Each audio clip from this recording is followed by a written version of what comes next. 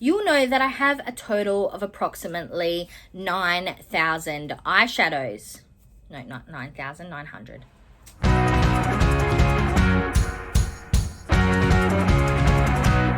Welcome back to my channel, and today I'm bringing you the introduction for my 2025 Pan Those Eyeshadows. This project was created by Alexy, who I'll have down below. And if you followed along last year, I'll have that series linked up in the cards and down in the description. I have been utilizing the prompts created by Laney. I'll have her channel linked down below, as well as the link for the list of prompts. So the purpose of this project is to hit pan in your eyeshadows. I have previously conducted this project where I randomly pulled eyeshadows from my collection, but like I said, last year I started using Laney's prompts. And I am finding that I enjoy that process, plus the ability for me to select the shadow rather than it being given to me a little bit more. So I am going to be continuing with those prompts. The goal is to hit pan on the said eyeshadow before you roll it out of the project and roll in a new one. I know many people have now updated the project so they've got usage goals rather than just purely hit pan goals. But I think for the time being, at the start of this year, I am going to stick with a must hit pan goal. But we'll give that a try for a couple updates. And if that is not working for us and we're not having much movement in this project, I will reevaluate. If you have recently seen my makeup inventory video, I'll have that linked up in the cards and down in the description. You'll know that I have approximately 1,000 eyeshadow pans, and currently only 11.1% of my entire eyeshadow collection has pan in it. So obviously the purpose of this project is to increase my eyeshadow pan percentage. So therefore, I have decided to work on 4 shadows at a time with the goal to hit pan.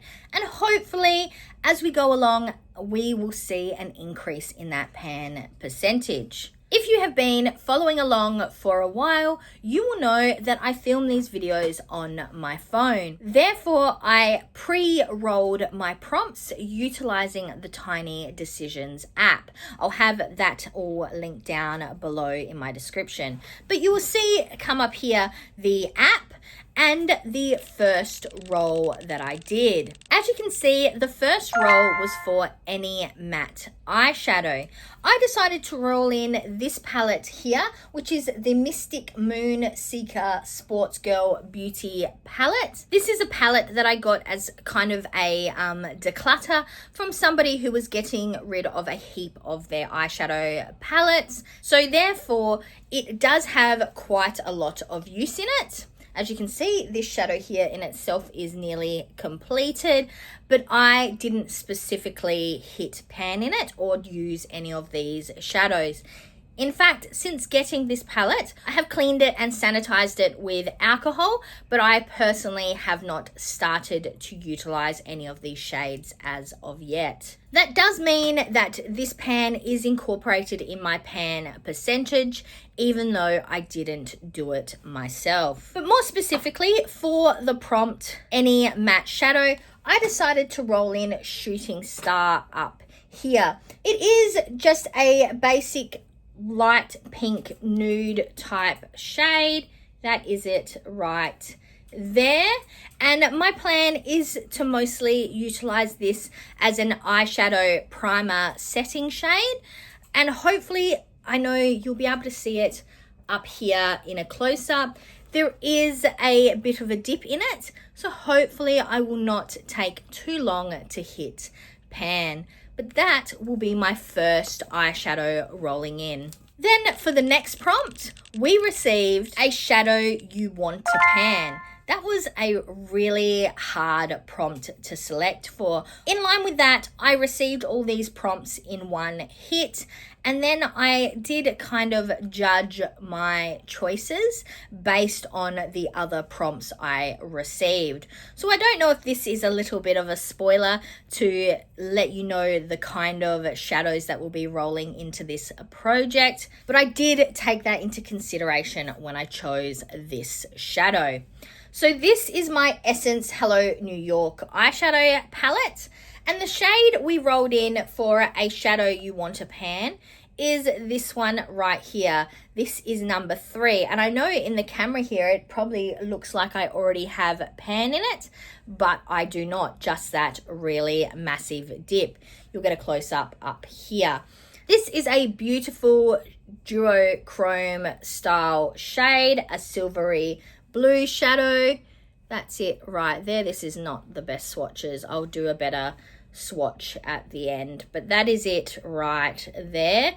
It is a gorgeous shadow, and I really did enjoy utilizing this in the past, and I would really like to finish up where I left off and finally hit pan in it. Then for the next one, we received a Pan Graveyard.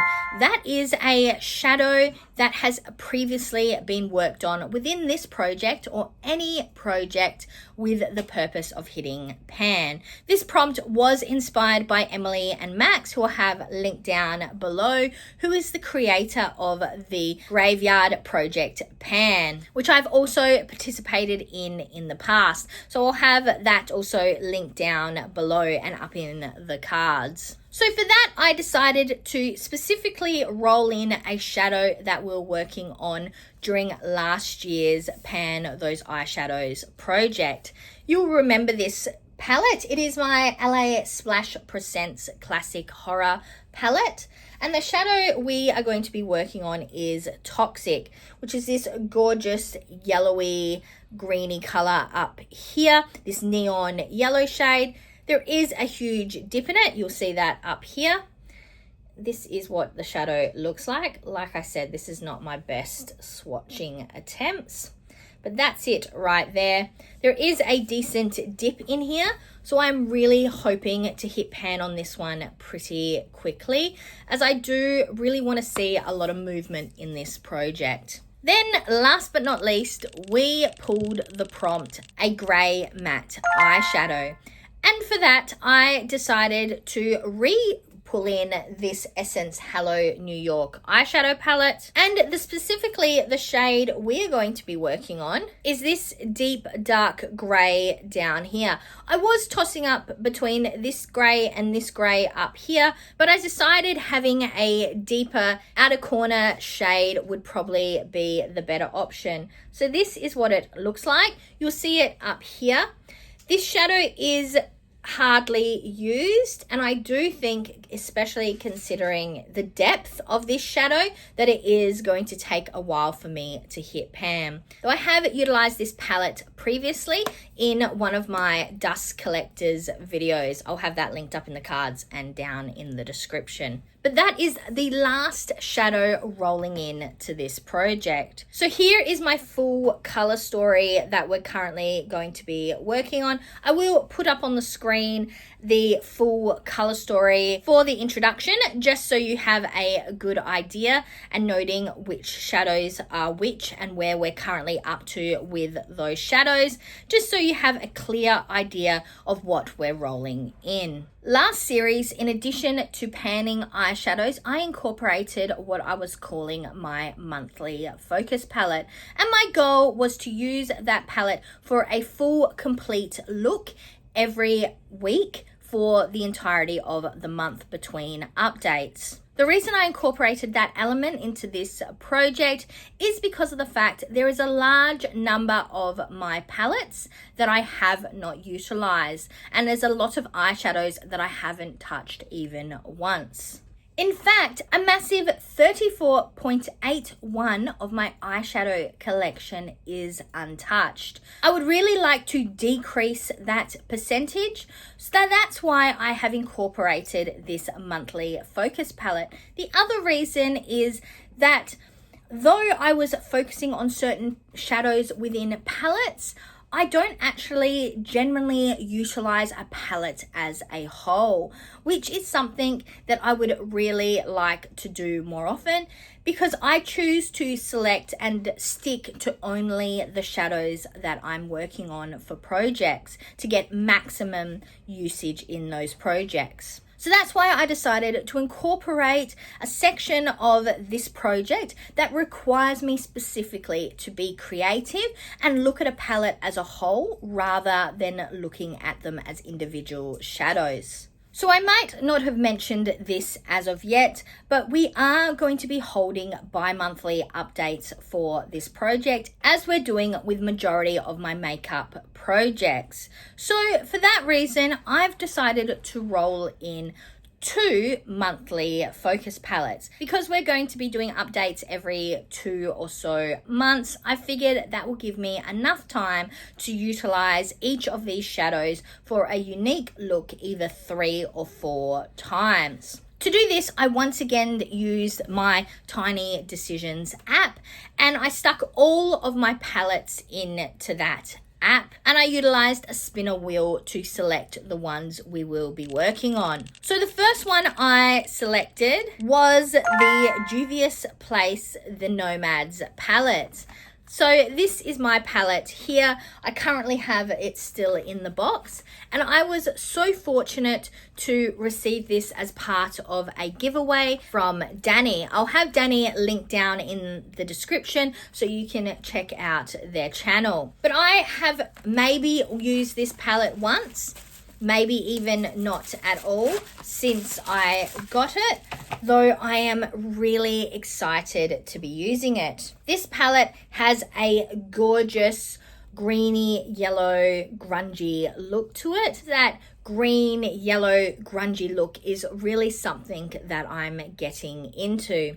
So like I said, the purpose will be to create 3 to 4 unique looks using only this palette. I say unique as in I'm just not going to repeat the same look each time.